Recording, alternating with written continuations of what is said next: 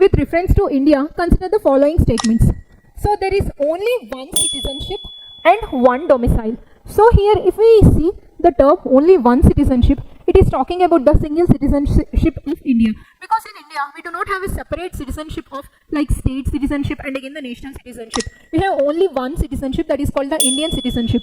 In contrary to Indian citizenship, the US has the dual citizenship. That is, whosoever the residents or the citizens of USA, they have the dual citizenship. That is, one being the state citizenship and the second one being the national citizenship. So whereas in Indian context, India has only one citizenship, that is the national one, that is the Indian citizenship. The next one is one domicile. Here the term domicile refers to the residence. Yes, Indian citizens have only one domicile which is fixed up in a particular state. So first one is a correct statement. If we see the second one, a citizen by birth only can become the head of the state. Here the head of the state is nothing but the president. So if we see, a person can become the president of India if he is the citizen of India by birth, or the one who is the citizen of India in a naturalized way. That means who got the naturalized way of citizenship. Here the naturalized citizenship is nothing but the one who go through the entire process of the citizenship process of India in order to get the Indian citizenship.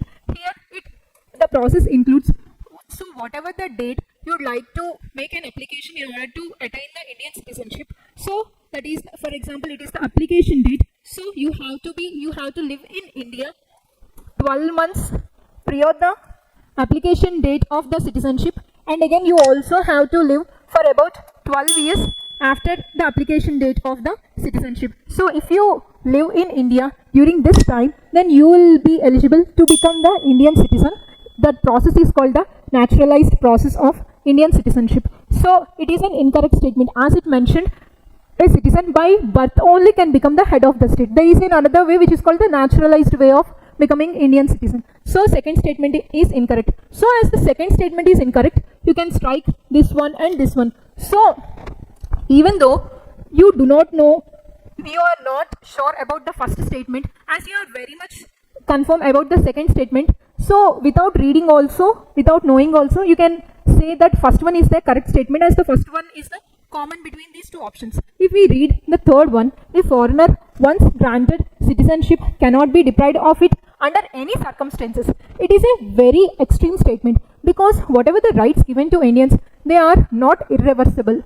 That means once they got the citizenship, they do not deprive of it in their entire lifetime. There is no such kind of extreme provisions in India, which is again an incorrect statement. So the answer is A, which is the only one is the correct statement.